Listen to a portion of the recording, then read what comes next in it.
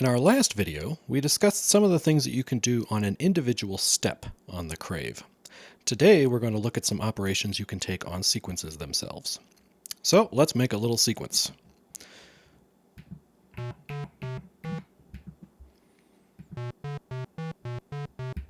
Now, this sequence isn't saved anywhere yet, but we can work with it. You'll also recall in the last video that occasionally I would press Shift and a step number so I could make a particular edit to it, like its gate or its ratchet, something like that. So, let's take step number 3, and I'm going to add some ratchet to it by holding Shift and turning Glide. We'll add 3 ratchets to that note.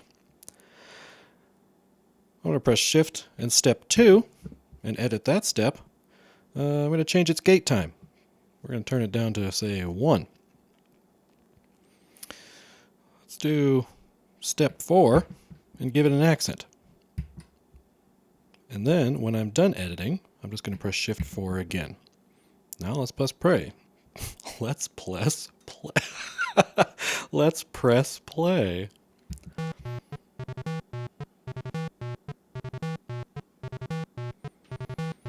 Now, I can even do some of this stuff while it is playing. So, let's change the 4th note to a higher octave. I'm going to press Shift 4. I'm going to choose a different octave. And then I'm going to press Shift again, so I'm no longer editing it. So this is neat if you want to hear some changes to pitches without continually pressing the stop button and the start button. We could add some glide to the first pitch. Now the 5 is on, so we know glide is active on step 1.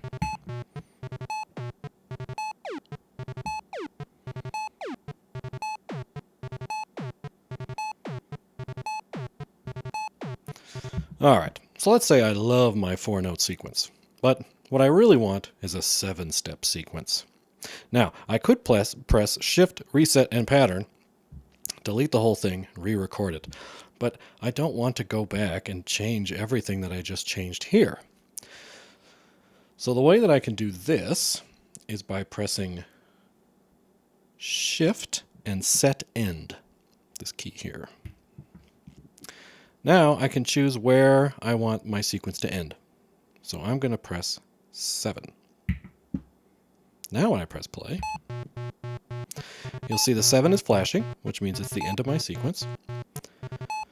And the new steps, 5, 6, and 7, have now been filled with the default information, which is a 4th octave C with a default gate time of 4.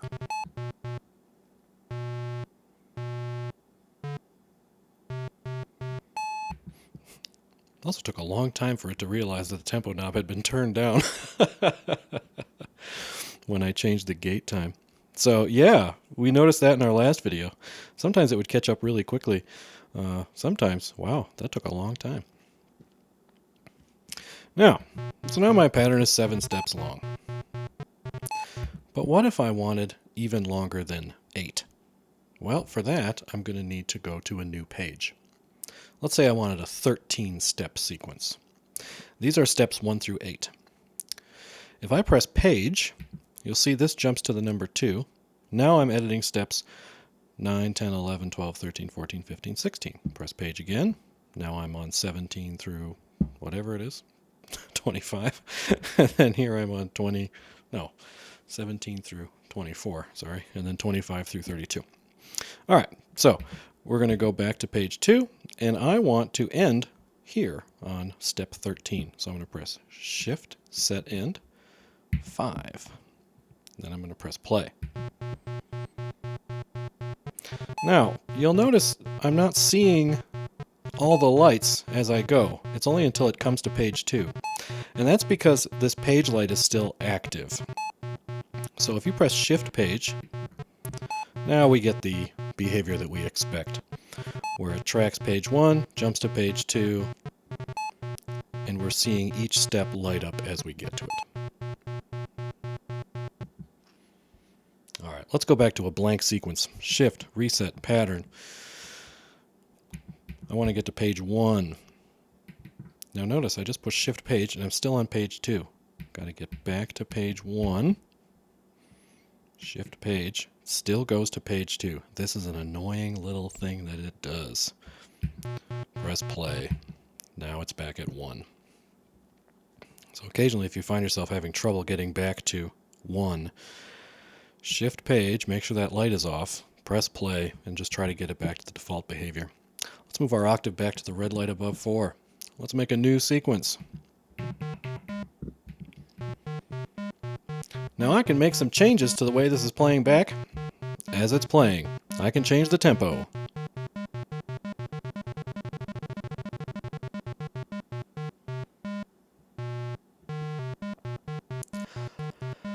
I can repeat the current step by pressing the hold button.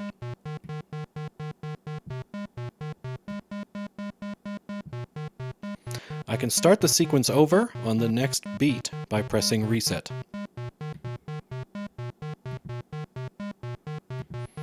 And notice that it will do it in time, so it won't start over not on a tempo set beat. I can hold it, it'll just keep starting over.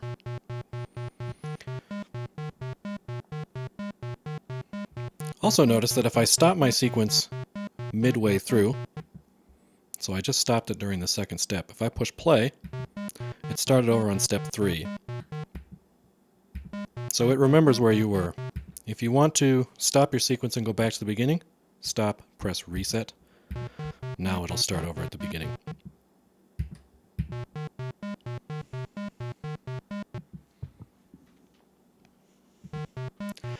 I can add ratchet to every step by holding shift and turning the glide knob.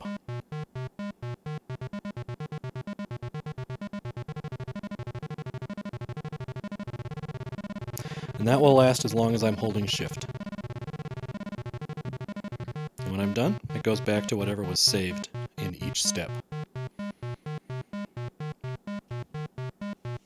I can add an accent to every step by pressing shift and accent.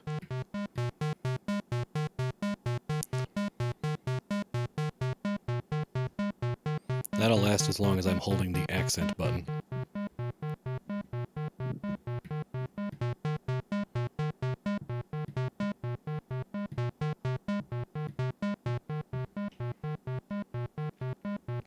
I can mute the pattern for as long as I like by holding shift plus rest.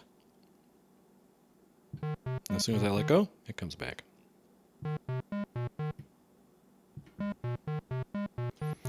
I can transpose the sequence. And what this will do is it will change the first note of the sequence to the new note that I play. And all the other notes will change by the same interval, the same musical distance. So right now the first note of this pattern is a C. I'm going to press a note up here. Let's press a B flat. Now the entire sequence has been transposed up a minor 7th. And I don't have to do it within this same octave. Let's go back to that first C. I'm going to go up to this. Whole thing gets transposed up. Or the whole thing gets transposed down. Now if I stop my sequence and I push play, it's still in the new key. If I press stop and reset and press play, it's still in the new key.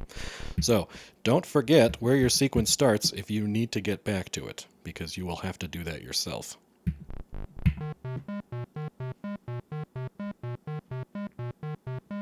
I can change the rhythm of the sequence in a rather basic way by adding swing.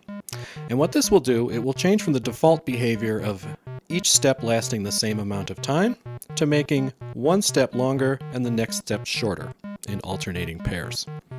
You do that by holding shift and turning the tempo knob.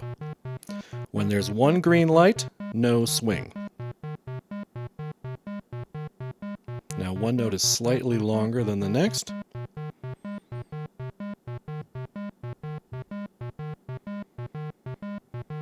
Up until the most swing that you can get. An important thing to note is that swing is an internal thing. It's not attached to one particular step. So right now, steps 1, 3 are the short ones. If I were to reset my pattern after step 1, Now you see that step 1 is the long one, and step 3 is long, while 2 and 4 have become short. So, swing is internal, and if you want to switch which notes are long and short, you will have to reset the pattern on the next note to get it to switch. Sorry, that's not the most elegant explanation, but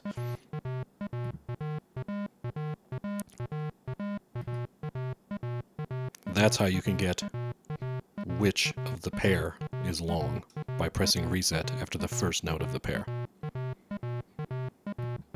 I guess that was the best way to explain it. And one other thing to note about this, in your manual, it says that if you set the tempo knob to the center, then you're getting no swing. And if you go fully this way, you only get on beats, and you go fully this way, you only get off beats. That is a functionality that I have not been able to replicate on this particular sequencer, and I'm not sure that it exists on the Crave. But if anybody can recreate it on this instrument, please let me know. Something else that you can do is you can play your sequence backwards by pressing Shift Play. Now, unfortunately, there is no way, again, that I can find, that you can get back to playing your sequence forward again. Shift Play doesn't do it. Stop and play is the only way. So if you've gotten it going backwards and you want to go forwards again, a quick stop play will be necessary. And if you want to start over at the beginning, it would have to be a quick stop reset play.